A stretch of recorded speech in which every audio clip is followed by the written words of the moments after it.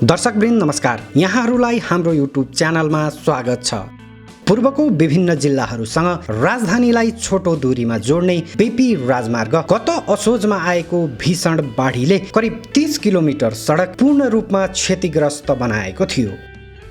यही राजमार्ग हुँदै दैनिक हजारौंको संख्यामा सवारी साधनहरू राजधानी आउजाउ गर्ने गरेका छन्।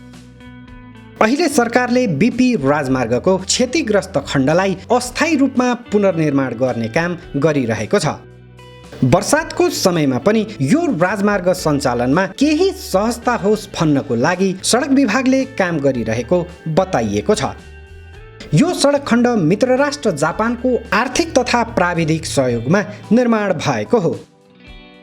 अब यही क्षतिग्रस्त खण्डलाई स्थायी रूपमा निर्माण गर्नको लागि विभिन्न खण्डहरूमा विभाजन गरी सडक विभागले बोलपत्र आह्वान गरिसकेको छ। भकुण्डे बेसीदेखि 400 बेसीसम्म 11.8 किलोमिटर, 400 बेसीदेखि डाला बेसीसम्म 8.5 किलोमिटर सडक तथा सिन्धुली तर्फको बर्खे खोलादेखि नेपाल थोकसम्म 4 किलोमिटर सडक खण्ड पुनर्निर्माणको लागि बोलपत्र आह्वान भइसकेको छ। दर्शकवृन्द, अहिले निर्माण कम्पनीहरू छनौटको प्रक्रियामा रहेको बताइएको छ। यसैगरी अलि जटिल मानिएको डालाबेसीदेखि बर्खे खोलासम्मको करिब 5 किलोमिटर सडक खण्ड जाइकाको आर्थिक सहयोगमा निर्माण हुने भएको छ। दर्शकवृन्द, क्षतिग्रस्त बीपी राजमार्गको विभिन्न प्याकेजमा ठेक्का आह्वान गरिएकोमा यो सडक खण्ड पुनर्निर्माणको लागि करिब 8 अर्ब 50 करोड बढी रकम लाग्ने बताइएको छ।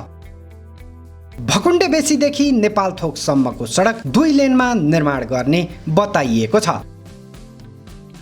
यो सडक खण्ड निर्माणमा लाग्ने बजेटको स्रोत सरकारले यस अगाडि नै सुनिश्चित गरिसकेको छ। अब बन्ने सडक 7 मिटर चौडाइमा कालोपत्रे गरिने समेत बताइएको छ।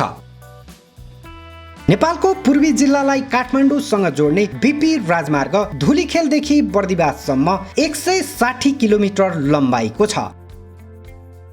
सन् 2005 मा जापानले निर्माण सुरु गरेको यो राजमार्ग करिब 10 वर्ष लगाएर सन् 2015 मा सम्पन्न गरिएको थियो।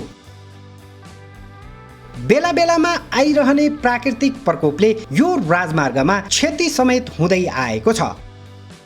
सामान्य वर्षातमा समेत यो सडक खण्ड बेला बेलामा अवरुद्ध हुँदै आइरहेको वर्तमान समयमा सरकारले गरिरहेको अस्थायी निर्माणले आउँदो वर्षातमा सडक खण्ड कसरी सञ्चालन होला यसै भन्न सकिने अवस्था भने छैन।